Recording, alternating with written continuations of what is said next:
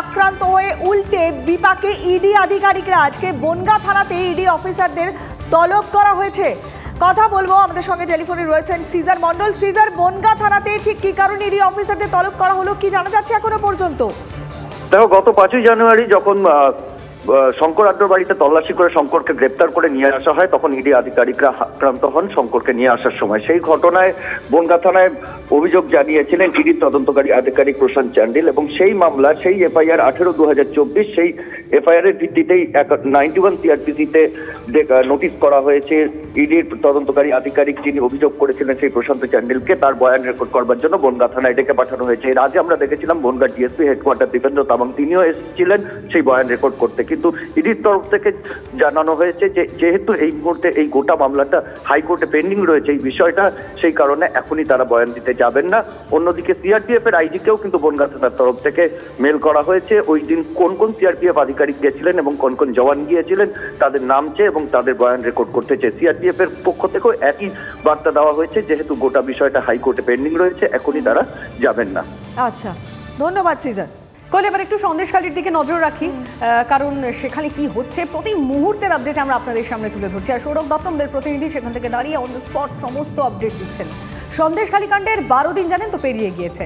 হঠাৎ করে দেখা যাচ্ছে ভোল বদলে গেছে শাহজাহানের বাড়ির। অবশেষে তার বাড়িতে সিসিটিভি বসানো হলো। মানে হ্যাঁ, এতদিন পর হাইকোর্টের নির্দেশ পাওয়ার 24 ঘন্টার মধ্যে সিসিটিভি বসানো হলো। তদন্তে গড়িমসির জন্য রাজ্য পুলিশকে লাগাতার তিরস্কার আমরা দেখেছি হাইকোর্টের। আর অবশেষে তৎপরতা লক্ষ্য করা যাচ্ছে। ওই যে ছবিটা দেখতে পাচ্ছেন, এই যে আমরা একদম মার্ক করে দিচ্ছি, এই যে শেখ শাহজাহানের বাড়ি, যেটা হলুদ রঙের বাড়ি দেখতে পাচ্ছেন, সেখানে সিসিটিভি বসানো হয়েছে। শুধু তার বাড়িতে নয়, আশেপাশেও কিন্তু বসানো হয়েছে। চলুন একটু লাইভ বরং আপনাদের সেখানকার সিচুয়েশনটা তুলে ধরার চেষ্টা করি। সৌরভ দত্ত রয়েছেন একেবারে স্পট থেকে। সৌরভ, আমরা দেখেছি লাগাতার হাইকোর্টে পুলিশকে তিরস্কার ভর্ৎসনা করা হয়েছে, কারণ পুলিশের ভূমিকা নিয়ে প্রশ্ন উঠছে। মানে এক তো মানে যে 7 জনকে অ্যারেস্ট করা হয়েছে তারা সামনের সারি থেকেও ছিলেন না, আর দ্বিতীয়ত মূল অভিযুক্ত তার কোনো রকম কোনো খোঁজ পাওয়া যাচ্ছে না। মানে সিসিটিভি কি খানিকটা দেখানো হচ্ছে যে হ্যাঁ আমরা কিছু একটা করছি? আচ্ছা, সিসিটিভির কানেকশন কি হয়েছে? লিমা, দেখো, শেখ শাহজাহানের বাড়ি চত্বরে কারা যাচ্ছেন কারা আসছেন তার গতিবিধি নজরদারি করার জন্য সিসি ক্যামেরার বসানোর যে নির্দেশ কলকাতা হাইকোর্টের নির্দেশে, সেই নির্দেশ কার্যকর হলো। তবে বিতর্ক এড়ানো গেল না। কেন বিতর্ক এড়ানো গেল না? মঙ্গলবার দিন নির্দেশ জারি হলো এবং রাতারাতি এখানে কিন্তু শেখ শাহজাহানের ভাই সিরাজউদ্দিন শেখ, তার বাড়ির সামনে যে প্রথম সিসি ক্যামেরাটি বসানো হয়েছে তা হচ্ছে আকুঞ্জিপাড়া মোড় থেকে কারা আসছেন কারা যাচ্ছেন তা নজর করার জন্য, যেটা ধামাখালি এবং সরবেরিয়ার মধ্যে সংযোগকারী যে রাস্তা দিয়েই গত 5ই জানুয়ারি শয়ে শয়ে মানুষ ইডি এবং সিআরপিএফ জওয়ানদের উপরে হামলে পড়েছিলেন।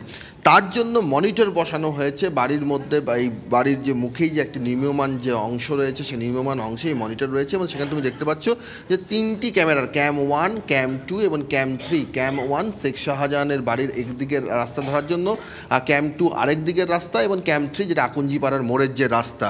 এই সংযোগ এলো কটার সময় লিমা? সকাল 9:40। মঙ্গলবার দিন রাতারাতি কিন্তু এই সিসি ক্যামেরা ইনস্টল হওয়ার পর 9:40 সেই সংযোগ এলো।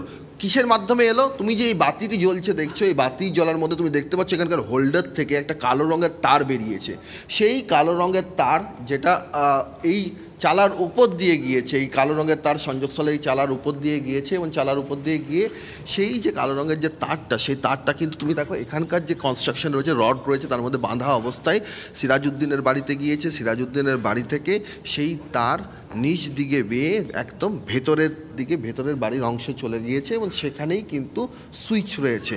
যেটা বলতে চাইছিলি মা, যে এই সিসি ক্যামেরা চলবে কি চলবে না তার সুইচ কিন্তু এক্স্যাক্টলি ওয়াইফাই এর কানেকশন প্রয়োজন হয়, শেখ সিরাজউদ্দিনের বাড়ির অন্দরে রয়েছে। আর দেখো, সেটাই বলছি যে এর সুইচ, অর্থাৎ এই সিসি ক্যামেরা চলবে কি চলবে না তার রাশ কিন্তু শেখ শাহজাহানের ভাই শেখ সিরাজউদ্দিনের বাড়ির মধ্যে রয়েছে। হাইকোর্টের নির্দেশ ছিল রাজ্য পুলিশ সিসি ক্যামেরা বসানো যে সংযোগের যে সুইচ, তা এখানকার বাড়ির কারোর কাছ থেকে কেন নেওয়া হলো, কেন সেটা আলাদাভাবে তৈরি করা হলো না রাস্তা থেকে সে কানেকশন, অন্য কোনো বাতিস্তম্ভ থেকে রাজ্য বিদ্যুৎ পর্ষদের সঙ্গে কথা বলে সেটা কেন করা হলো না? এখানে যদি মনে করেন কেউ, কোনো সদস্য যদি মনে করেন যে এই সিসি ক্যামেরা চলবে না, তাহলে তো যখন তখন সুইচ বন্ধ করে দিতে পারেন তারা। একদমই, তাদের যখন মনে হবে যে তাদের বাড়ির কেউ যাতায়াত করছেন, তাদের মনে হবে একটা সুইচ নেভাবেন এবং তাতে সিসি ক্যামেরার কাজ কিন্তু করা বন্ধ হয়ে যাবে। অদ্ভুত লাগছে এই পুলিশের কাজকর্ম দেখে সৌরভ। মানে সিসিটিভি বসানো তো হলো, কিন্তু কানেকশন কার সঙ্গে যোগাযোগ, এই যে সংযোগটা কোথা থেকে আসছে, যিনি কিনা অভিযুক্ত তার একটা আই ওয়াশের মতো অনেকটা। একেবারে মানে আমরা কাজটা করছি এটা দেখানো হলো, কিন্তু আসল কাজটা হচ্ছে কিনা সেটা নিয়ে প্রশ্ন উঠে যাচ্ছে। এই ছবিটা তো সৌরভ তুলে ধরলোই, পাশাপাশি শেখ শাহজাহান তার যে কত কীর্তি সে আর বলে শেষ করা যাচ্ছে না। এবারে কার্যত জমি মাফিয়া, জমি হাঙরের ভূমিকায় তাকে দেখতে পাওয়া যাচ্ছে। কেন না, বেরমজুর এলাকার 15 জন আদিবাসী তাদের 42 বিঘা জমি সেটা হাতিয়েছেন শুধু নয়, অভিযোগ উঠছে যে শাহজাহান তার জমির খিদে মেটাতে গিয়ে দিনমজুর হয়ে গিয়েছেন আগারহাটির ছোট বিটপুরের বাসিন্দা সনৎ মণ্ডল। কি বলছেন একবার একটু শোনাই। জোর যার জমি তার, শাহজাহান সাম্রাজ্যে এটাই দস্তুর। আগারহাটি ছোট বিটপুলে বাসন্তী হাইওয়ের ধারে বিঘার পর বিঘা জমির ওপরে বিলাসবহুল বাগানবাড়ি, শেখ শাহজাহানের বাগানবাড়ি। কাদের বঞ্চিত করে এই বিলাসবহুল বাগানবাড়ি তৈরি করা হয়েছে? কাদের জমি ছিল সেখানে? সনৎ মণ্ডলদের জমি ছিল সেখানে। কিভাবে তা কেড়ে নেওয়া হয় শুনবেন, শুনুন সরাসরি। বাবার নামেই জমিটা, বাবাকে রোজ এসে বিরক্ত করতো এবং ভয় দেখাতো। ওই জিয়া পিস্তল রাখতো, বলছো আমার জমি ছাড়। জিয়াউদ্দিন মোল্লা হচ্ছে শাহজাহানের গুন্ডা বাহিনীর হেড।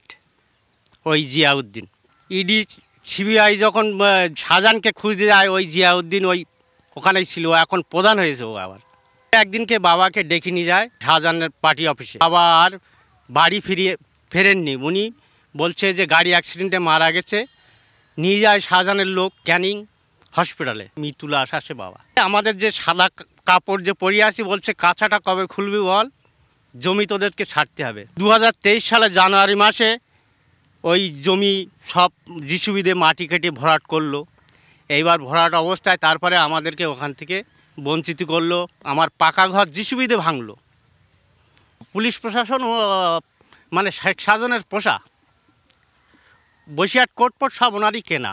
প্রচণ্ড ভয়তে আছি। আমি যে কথা বলছি আমার বুকটা শুকিয়ে যাচ্ছে, কথা বলারও আমার সেই নেই, তবুও আমার বলতে হচ্ছে। আমার চোখের সামনে দেখা 200-300 বাহিনী, সব সশস্ত্র পিস্তল বাহিনী, সব ওদের লাঠি সোটার, লোকের সামনে নিয়ে যাবে লাঠি সোটা, কিন্তু ভিতরে সব মাল এই বড় বড়, ডাইরেক্ট সামনে গ্রাম দিয়ে ঘুরে বেড়াবে। দেখি প্রকাশ্যে ওই জিয়াউদ্দিন প্রকাশ্যে, এমন কোনো লোক নেই যে বলতে পারবে না, কিন্তু ভয়ে তারা কেউ মুখ খুলবে না। আমার গেছে তাই আমি বলতে পারছি, হয়তো বলেছি, আমি এমনি তো মরেই গেছি। নিজেদের জমি, নিজেদের হকের জমি, সেই জমির ওপরে থাকবেন, সেই আশ্বাসটুকু রাজ্য পুলিশ প্রশাসন সনৎ মণ্ডলদের দিতে পারে না। ক্যামেরায় গৌরব পালের সঙ্গে সৌরভ দত্ত, TV9 বাংলা, সন্দেশখালী। সৌরভ আমাদের সঙ্গে রয়েছেন। সৌরভ, এই সনৎ বাবুর বক্তব্য শুনে ওই হিন্দি সিনেমা বা দক্ষিণের সিনেমার কথাগুলোর মনে পড়ে যায়। যাদের চিত্রনাট্য যেভাবে তৈরি হয়েছে, ওনার বাস্তব ছবিটা তাই। কিন্তু সিনেমাতে আমরা দেখি সত্যের জয় হয়, মিথ্যে হেরে যায়। এখনো পর্যন্ত এখানে বাস্তবটা আমরা দেখতেই পাইনি, কারণ যে মূল অভিযুক্ত যে, তাকে পুলিশ খুঁজেই পাচ্ছে না। অদ্ভুত ব্যাপার। আর কি কুকীর্তি বেরোচ্ছে সৌরভ এই শেখ শাহজাহানের? সনৎ বাবুরা তো ঘরেই ফিরতে পারছেন না, এমনই আতঙ্ক। কোয়েল, দেখো এখানে প্রতিটি মানুষের যারা অভিযোগ করছেন, যারা মুখ খুলছেন এখনো পর্যন্ত, তাদের প্রত্যেকের কাহিনী কিন্তু সিনেমার চিত্রনাট্যকেও হার মানাবে। নিজের কানে না শুনলে, তাদের প্রত্যক্ষ না করলে সেই সমস্ত হাড়হিম করা অভিজ্ঞতা বিশ্বাস করা মুশকিল। সনৎ মণ্ডল, তার জমি ছিল, নিজের জমি, সেখানে বসবাস করতেন। সেই সমস্ত মানুষগুলোকে রাতারাতি সেখান থেকে উৎখাত করে বাগানবাড়ি তৈরি হয়ে গেল, কেউ কিছু দেখতে পারলেন না। SDPO, বসিরহাটের যারা পুলিশ প্রশাসন রয়েছেন, সকলের দৌড়ে সনৎ মণ্ডলরা গেলেন, কেউ এই সনৎ মণ্ডলদের পাশে দাঁড়াতে পারলেন না। কারোর সাহস হলো না যে এখানে এসে সনৎ মণ্ডলরা সেখানে বাস করবেন, তাদের সেই বাস সুনিশ্চিত করা। এবং 1 বছর পরও সনৎ মণ্ডলরা এখনও এতখানি আতঙ্কে, তিনি কিছুতেই ছোট বিটপুল এলাকায় এসে সেই বাগান বাড়ির সামনে এসে কথা বলতে চাননি। তিনি যে আমাদেরকে বক্তব্য দিয়েছেন, তা এই সন্দেশখালী অঞ্চল থেকে অন্য জায়গায়, অন্য এলাকায় দাঁড়িয়ে তিনি দিয়েছেন। তিনি এতটা ভয়ে আছেন, তিনি বলছেন বলছেন যে তাকে প্রাণে মেরে ফেলা হবে, তিনি কিছুতেই এলাকায় ঢুকবেন না। এই লজ্জা কার? এই লজ্জা সনৎ মণ্ডলের না, এই লজ্জা রাজ্য প্রশাসনের, এই লজ্জা এ রাজ্যের পুলিশের, এই লজ্জা বসিরহাটের পুলিশের। এই রাজ্যে এখানকার যারা শুভবুদ্ধি সম্পন্ন রাজনৈতিক নেতা রয়েছেন, নাগরিক রয়েছেন, তাদের, যারা সনৎ মণ্ডলদের এইটুকু আশ্বাস দিতে পারেন না যে নিজের ভিটে মাটিতে তারা থাকবেন। সনৎ মণ্ডলরা নিজের বাড়িতে থাকতে পারছেন না, তাহলে যাদের মাথার ছাদ নেই, যাদের মাথার ছাদ গড়ার জন্য সরকারের প্রকল্প তৈরি করা হচ্ছে, সেইগুলোর কি হচ্ছে? এবং সব কথাতেই কিন্তু দেখো শেখ শাহজাহান এবং তার অনুগামীদের নাম একেবারেই জিয়াউদ্দিন মোল্লা। কে এই জিয়াউদ্দিন মোল্লা? গত 5ই জানুয়ারি এই রাস্তায় যাকে দেখা গিয়েছিল ইডি এবং সিআরপিএফ জওয়ানদের উপর হামলা করতে, তাকেও তো পুলিশ এখনো পর্যন্ত খুঁজে পায়নি। কোয়েল, ঠিকই তাই সৌরভ, তুমি যে কথাগুলো বললে, মানে এর থেকে বড় বাস্তব হয়তো আর কিছু নেই, কিন্তু সত্যি কি আদৌ কোনো রকম কোনো ব্যবস্থা নেওয়া যাবে? তার কারণ এলাকার বিধায়ক সুকুমার মাহাতো, তারও প্রতিক্রিয়া তো আমরা পেয়েছি, শুনুন তিনি কি বলছেন। শেখ শাহজাহানের বিরুদ্ধে এই যে কথাগুলো উঠেছে এগুলো সম্পূর্ণ মিথ্যে কথা। শেখ শাহজাহানের আমি যতটুকু জানি, কারণ রাজনৈতিক যা পরিচয় আছে, তাতে এরম কোনো আদিবাসীদের জমি শেখ শাহজাহান অন্তত দখল করেনি, আমার যেটা ধারণা। এবং আমি যতটুকু জানি, কে কি বিক্ষিপ্তভাবে আবেদন করছে বা কোনো তথ্য তুলে দিচ্ছে সেটা জানি না, কিন্তু আমার মনে হয় শেখ শাহজাহান এইভাবে কোনোভাবে যুক্ত নয়। যারা বলছে তারা হয়তো অন্য কারণে বলছে, কারণ এখানে অনেক আগে জমিদারি প্রথা ছিল, তাদের যে জমি জায়গাগুলো সেগুলো হয়তো কেউ কিনেছে, তার ব্যক্তিগত বিষয়। কিন্তু আদিবাসীদের উচ্ছেদ করে জমি দখল হয়েছে শেখ শাহজাহানের বিরুদ্ধে, এরকম রিপোর্ট আমি অন্তত পাইনি এবং জানিও না।